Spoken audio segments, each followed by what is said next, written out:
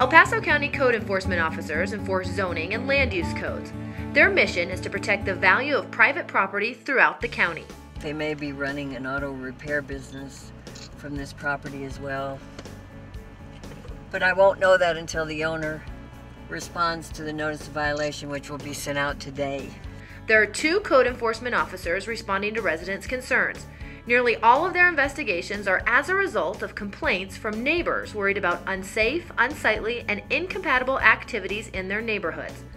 The most common complaints involve violations of county ordinances related to the accumulation of rubbish, weeds, and wrecked or inoperable vehicles.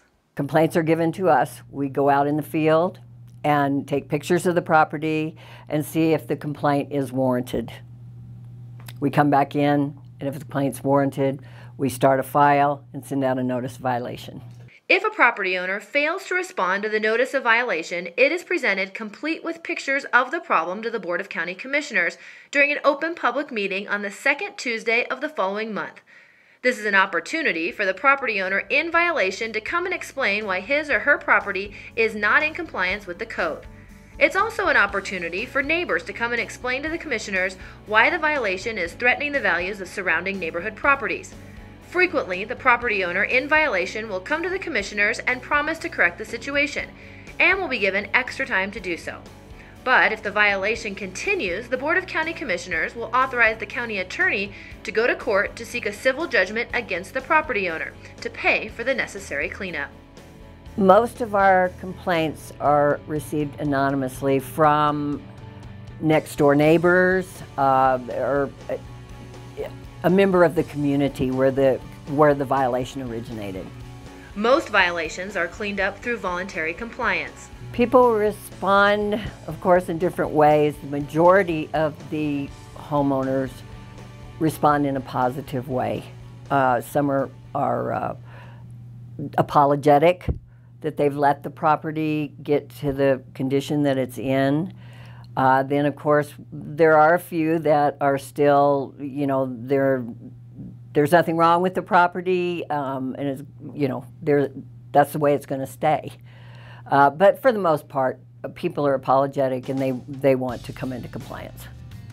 But a troublesome few become chronic. The whole entire property was covered with the copper out of TVs, mattresses, furniture, anything and everything you can imagine was thrown in the backyard of this property, and it took us years to get this property cleaned up. The property owner was billed for the cleanup. If he doesn't pay, the county treasurer can place a lien on the property. I received a complaint on this property yesterday for rubbish and operable vehicles, and what I'm doing now is seeing if the complaint is warranted, which it is, and taking pictures of the property. It looks like there's a lot of rubbish. Inoperable vehicles, there's a vehicle with the hood up. Of course, the good neighbor policy is always the best policy. But when trash, weeds, old tires, and junk cars get out of hand, you can contact code enforcement. Something important for all property owners, whether having lived here for a long time or moving into El Paso County, before you do anything, you need to go on the county website and look and see what in our use tables, what you can and can't do on your property, because even though a lot of our complaints are for rubbish and weeds, we do get a lot of complaints for illegal businesses where the property owner did not check ahead of time, went ahead and started a business that is illegal in that particular zone district.